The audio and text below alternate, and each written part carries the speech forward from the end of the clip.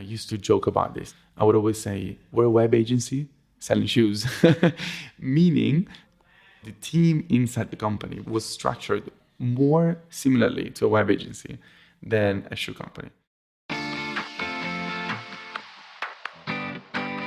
Hey, my name is Felix Tien. I'm the host of Shopify Masters, a weekly podcast powered by Shopify, the easiest way to sell online, in person, and anywhere in between. Each week, we invite entrepreneurs like you to share what they've learned growing successful e-commerce businesses. This week, we're doing something a little different. I'm really excited for you to hear it. We'll bring you stories from abroad. We visit the offices of entrepreneurs who build successful businesses around the world. From Utrecht to Milan, you'll get to hear how they carved out a niche for themselves and the most important lessons they picked up along the way. The person who's going to bring you these stories is Shopify's Shuang Esther Shan. Hi, Shuang. Welcome. Hey, Felix. So tell me more about who you visited for this episode. So I visited a shoemaker called Velasca, and they are in the design district within Milan. It's probably one of the areas that you feel most like style conscious in, where everyone is super fashionable. Were there any inspirations that they've drawn from their local market that they're bringing into the world that you typically don't see? Yeah, I think the most beautiful thing about Velasca is, for a lot of people like, yourself or me, like when we're shopping for shoes, we feel like made in Italy or handmade comes with a really high price tag. And they're really kind of breaking that barrier down, making sure that there's less layers in their distribution, and they're bringing the shoes directly to the consumer. So they're basically connecting whoever needs a pair of leather shoes to the exact makers in Italy. What about on the other side, where we're thinking about misconceptions that people might have about starting a business when you are based in Europe? Were there any misconceptions that you typically see that were either shattered or maybe even confirmed during your trip? They actually launched during a recession, which probably most people and most founders, they find really intimidating. They're kind of told not to do this during economic downturn, but Enrico actually found it to be an opportunity.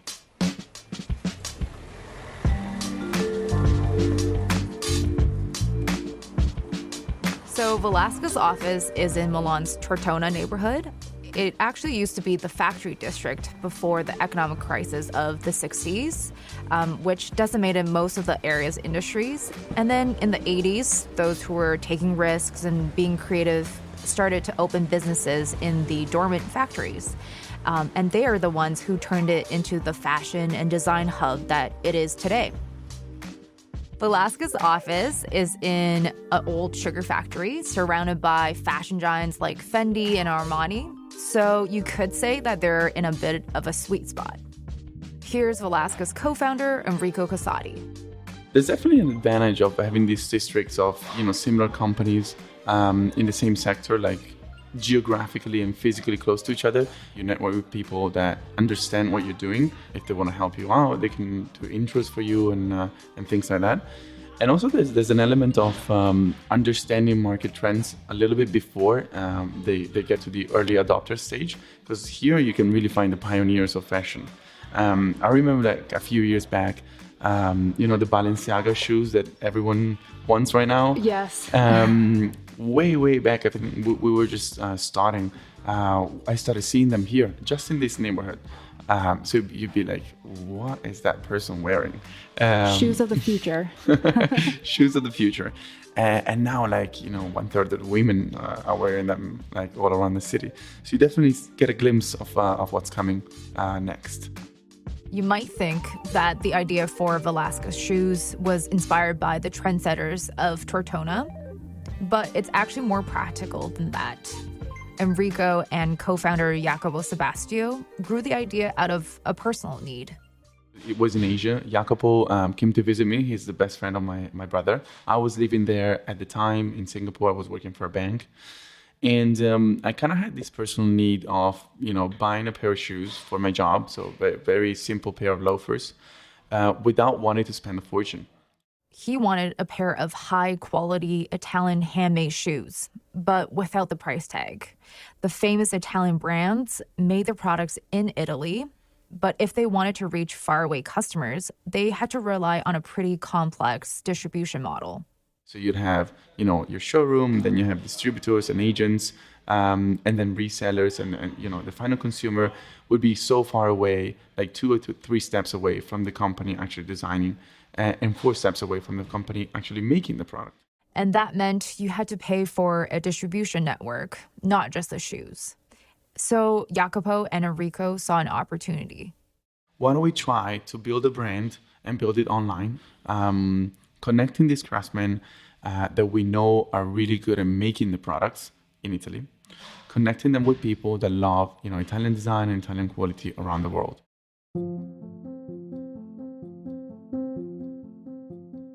Back in 2012, direct-to-consumer retail wasn't really a thing in Italy, and that gave Velasca a huge advantage. They could make the same shoes with the same materials in the same factories as the major brands, but they could sell it for a fraction of the price. So for around 200 euros, you could get a really beautiful pair of handmade Italian loafers, exactly the kind of thing Enrico had been looking for. But in order to make the dream a reality, they had to go directly to the source. The epicenter for shoemaking in Italy is in the region of Marche.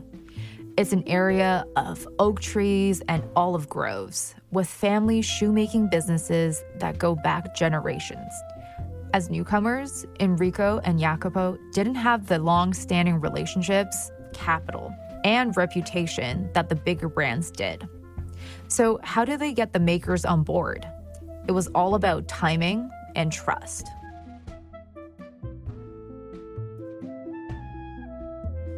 Velasca was born out of economic crisis in Italy, which is the best story because it's out of this economic crisis and times of depression.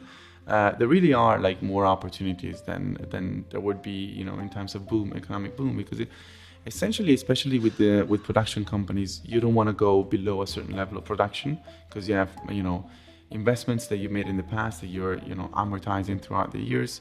You don't want to lay off people, and especially like the daily production levels that you want to have, maximize the efficiency and therefore the health of your company.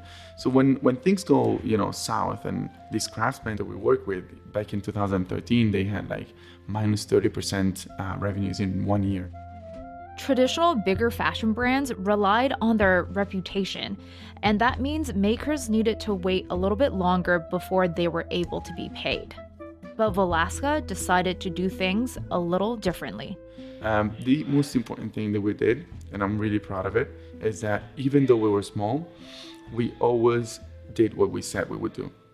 So to them, it's obviously important for them if their customer buys 100,000 pairs of shoes. But even when you buy just 100 pair of shoes, if you say you're going to pay them, at 30 days after delivery, you should pay them at 30 days after delivery. And you have no idea how much of a difference that makes to them, because they're used to people saying things and then keep buying more time by, oh yeah, but I'll do it, but next week, and then next week, and then they'll get maybe cash in like 30 days later than expected. And that really hurts. So what I'm trying to say is that size is not the only thing that matters. Trust also is. That trust was especially important in a place like Italy, where a lot of family business owners tend to be less comfortable with investors and debt and prefer to work within their own capital. Once Velasca built that relationship of trust, they started having an influence on the shoemakers' businesses too. At a certain point in time, like instead of just ordering shoes, month by month, we started saying, like, why don't we apply the same tools that we use that are definitely like the best practices of, forecasting and planning for the future. And we apply it to their business because they were kind of lacking a little bit of, structure in a way. The traditional fashion industry worked in two main, timing of the year. There's the spring-summer collection and the fall-winter collection. So before Velasca, before this direct-to-consumer approach, all they knew was, periods of intense production and then periods of just kind of slow operations. And that created problems for them because being labor-intensive, they have to plan their hiring, making sure they're flexible enough to cover the high production during high production times, but without hiring too much, because otherwise they'll have trouble paying salaries in the months that are not high production. Our business model is actually changing their business model as well, because as opposed to ordering massive amounts of inventory twice a year, we kind of like make 2 big orders, but also every 2 weeks we send them an order with the restocking of the products that are going the fastest, they're selling the most. And this allows us to be more responsive to what the customers need and want, and for them it's way better, because they kind of like smooth out the production throughout the year. Now, how did you go about convincing people to actually purchase your shoes? Because you're in a market that is dominated with historic brands. Yes. The first 3 years were really just focused on marketing and sales. So as soon as we found the producers and we established a good relationship with them, we didn't really get too much into the production system, because we trusted them and their expertise. We focused on storytelling, making sure that the final consumer understood that this was not just a discount website. We wanted to make sure that the final consumer understood the quality and craftsmanship and the sweat that was behind the product and the stories of the people behind the product, as well as understanding the new business model and the advantage of going this way as opposed to the traditional way. So how do they decide to tell those stories? With stunning editorial photos, videos, and custom animations that take you through the journey of your shoes, from the cobbler's bench to your feet. Scenes from everyday life, like men walking their dogs through some fall leaves, riding motorcycles in the countryside, or just taking a walk in the city. Highly editorial images that look like they belong in magazines, but they're not too slick. And that's because Velasca wanted to set themselves apart from the traditional fashion world. What they go after is exclusivity, right? So they go after pictures that are perfect, and they kind of convey a world that you're not part of. Through this process of buying, you get status, and you get to feel as if you belong, right? In our communication, we want to have ads and pictures and content that is as human as possible. Mm-hmm. Meaning, our business model, which is one-to-one, direct to consumers, also translates into a communication which is human to human. We want to sell you high quality at affordable prices, and throughout the company strategy, whether it is content, product, whatever we do, we always have that in mind. Once they had the content and the product, they just had to figure out how to promote it using the best online tools available at the lowest possible cost. I used to joke about this. I would always say, we're a web agency selling shoes, meaning the team inside the company was structured more similarly to a web agency than a shoe company. We were lucky, or maybe good enough, to understand the trend that was shifting in digital marketing from, the world of Google, which at the time was mainly, SEO and AdWords, and the world of Facebook, which is a fundamental difference, because on AdWords and search engine optimization, what you do is you optimize your visibility to kind of tap into demand that already exists on the web. With the rise of Facebook in 2012, when I started playing around with the platform, it gave us a tool to, still have the analytics and the numbers-driven approach that we wanted, but also communicate to generate demand and have a content-based media strategy.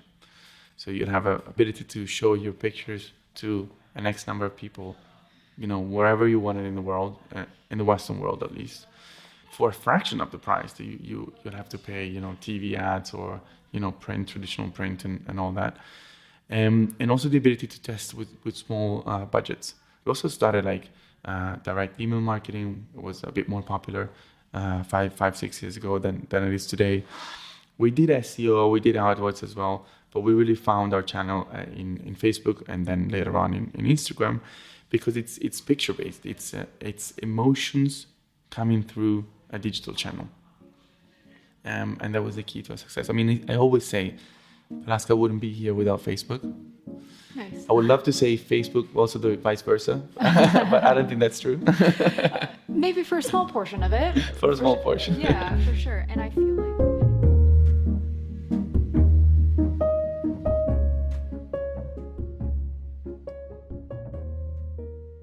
Enrico and Jacopo's strategy worked. Orders were coming in, but they already had their eyes on the next opportunity. We realized over time that we were not tapping into the full potential of the brand by being online only. I would say especially because we're in Europe and Italy, the e-commerce penetration of European countries is way less than the US, and Italy is especially a laggard in these rankings. So we kind of started seeing like a lot of people emailing us and messaging us and saying, look, I love your products, but I don't buy shoes online. I would love to just have even your office, can I stop by your office and try them on and, touch the leather and see the quality. And then I'll order online. And I mean, I'm fine after this step. So they decided to move beyond e-commerce. They opened a brick and mortar store. What we said was, okay, fine. I mean, it's still direct to consumer. It doesn't change. It's just a different channel, right? We want to make sure that the brand is one, online, offline. There's no differences, no discounts in one place and not the other. Nothing like that. The problem was Enrico, Jacopo, and the team didn't have any retail experience. They needed to figure out how to translate the Velasca brand from an online space to a physical location without overspending. They found a place for 3,500 euros a month, which seemed like a lot of money to them at the time. They even calculated the best and worst case scenarios on an Excel spreadsheet. With retail, you need more resources up front. There's the cost of restructuring the retail space to get the look and feel, getting a location with good positioning, and signing a 5 or 10-year contract. So they were right to be nervous about how things would turn out, but they ended up making the first month's rent back on opening weekend in just 2 days. It was really like, it was a unanimous response. And we kept that as a single store for a year. And then we opened the first in Rome at the end of 2016. And then the second store in Rome was a year after that.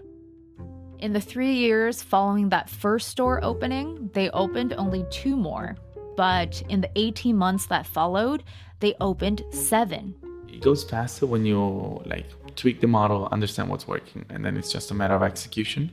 It takes a lot of time, according to me, to make things well in the beginning, as if you're a newbie especially. You don't want to burn yourself. In just 6 years, Enrico went from working on PowerPoints at a bank to running a company with 35 employees that sold 100,000 pair of shoes in over 35 countries. The company has seen 100% year-over-year growth in the last 4 years, and they've raised over 8 million euros ever since the company launched. Even though the company has grown and seen many successes, Enrico still thinks it's super important to connect to the customer. I always make sure that I reply at least to 10 customer emails every day, for example, just to keep a pulse on what our customers are saying, their problems, their wants, future also product development. Our customers are our first designers, to be honest. They suggest, they send us pictures and that's really important. And also time spent in the shop to make sure that you understand who's coming in, who's buying, who's not, why this is happening. The way I see it, if people are buying what you're selling, you can figure out the operations behind it. But unless you understand your customers, their needs, their wants, the product market fit, so unless you understand that, you don't have a real business. Once you do, then you need a different skill set. Actually, you need a skill set of budgeting, optimizing, managing for growth, but also for being able to do it sustainably if things go south for some reason. But that's why the first 2 years are so exciting, actually, because you don't know what you're doing and you're trying to figure it out. There's nothing more exciting than that. I love I wasn't earning like not even a third of what I was getting in a bank, but I didn't care because I loved the rush, the adrenaline rush of building your own company, building your own brand, and trying to understand what people want. Nice. I also wanted to talk about your magazine, A Million Steps. I think on its own, it does feel very much its own editorial entity. And it just feels like it's a relationship builder without just always blasting about shoes or talking Absolutely. about Velasca. And I love your description of it. I can also write a few ad copy for you guys if you need it. It's a relationship builder. Exactly what I meant. Yeah. Nice. This is really interesting actually, because I think a lot of people on Shopify, they have blogs and they understand the importance of content. So our approach to it was instead of building a blog that was focused on search engine optimization, so optimizing for keywords, or a blog that would talk just about shoes, we took a different standpoint. So we wanted to build an editorial content, so a magazine that talked about beauty and aesthetics and the quality of products without being pretentious. This is really what Velasca stands for. As you read through it, all the articles, like whether they talk about cars or motorbikes or sports, or we have different sections with different interests. We took an editorial standpoint by saying, like, we don't have to talk about just products or just shoes or sell. We actually, let's try to give our perspective on topics that our users, our customers, or potential customers are interested in. You want to feel like you're in two different entities, but it's different sides of the same coin. I mean, it's the same philosophy of life. It's a lifestyle, right? That you're putting out there on the market. In the next phase, Enrico wants to be even more responsive to customers' needs, and he's doing that by improving the technology side of the business. We've always felt a digital company, but not a tech company. We're tech-enabled, but we're not a tech company. We leverage on software that other people build and then configure it, and then make sure that this software is also kind of made to our own needs. But now that we're bigger and we see what we need, we're also like completely building software from scratch to optimize our operations, which is a new chapter in Velasca that wants to become more tech driven and more towards being a data company than just a fashion brand or just a digital company. Whenever you personalize communication to a consumer based on their behavior, right?